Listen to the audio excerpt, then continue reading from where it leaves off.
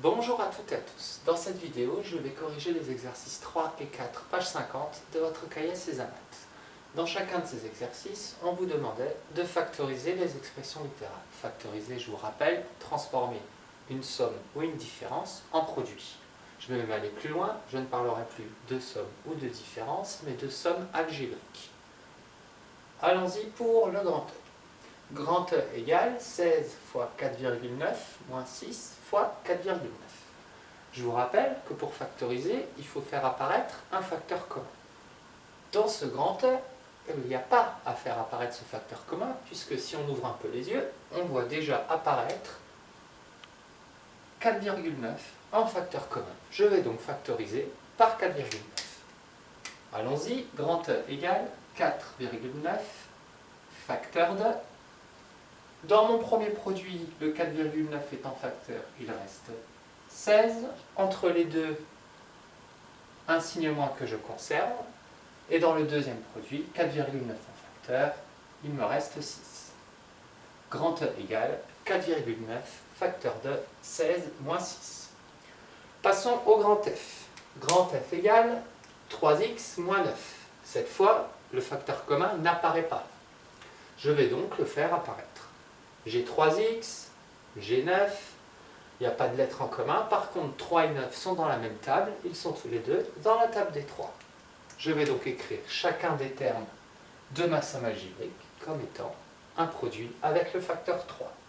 3x, c'est 3 fois x. Entre les deux, un signe moins. Et 9, 3 fois 3.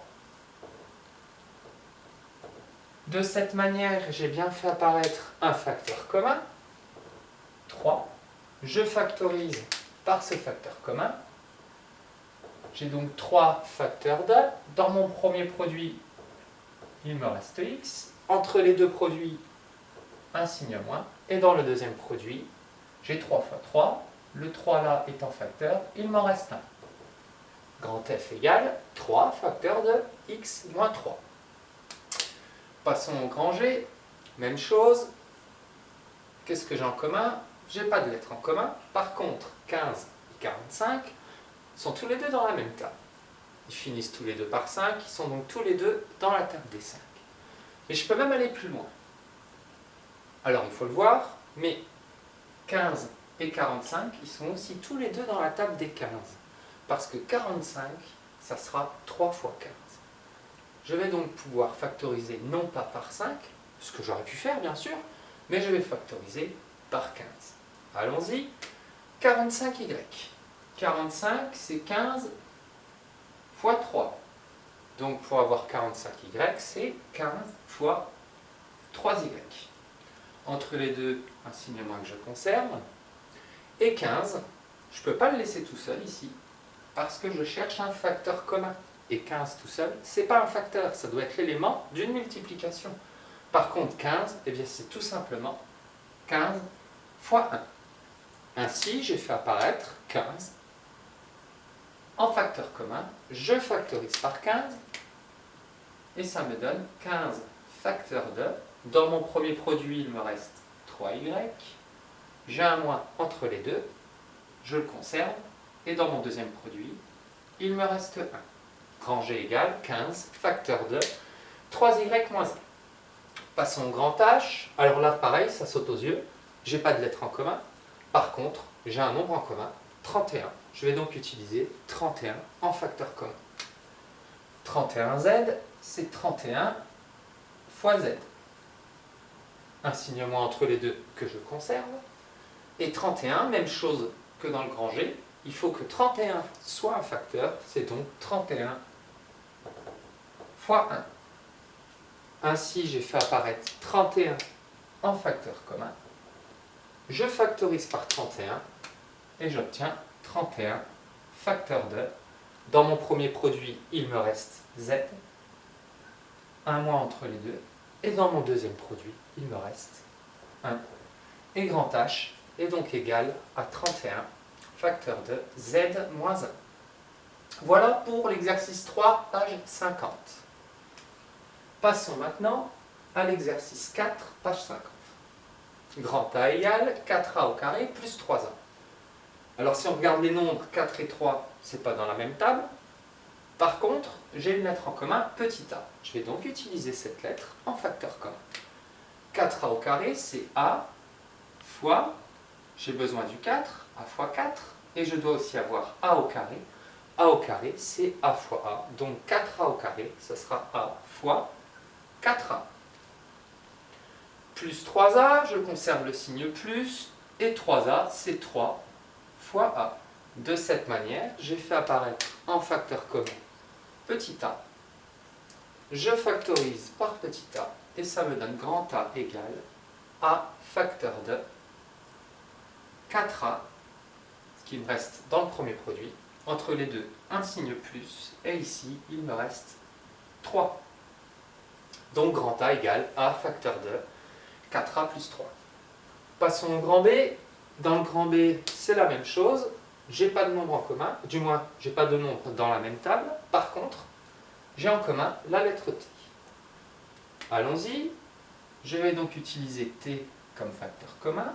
2T au carré, c'est T fois... j'ai besoin du 2.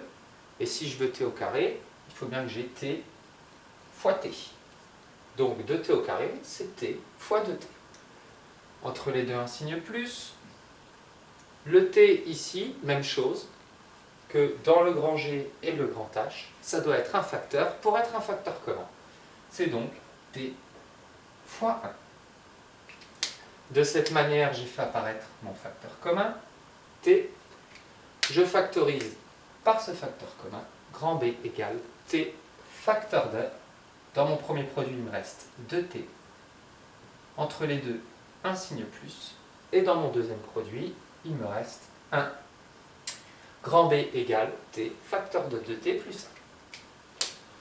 Passons au grand C. Alors la petite différence dans le grand C, c'est que cette fois, on a 3 termes. Il va donc falloir trouver un facteur commun à ces 3 termes. Est-ce que j'ai une lettre en commun? Non. Sur les deux premiers, j'ai la lettre Z, mais ici, dans le troisième terme, je n'ai pas de lettre.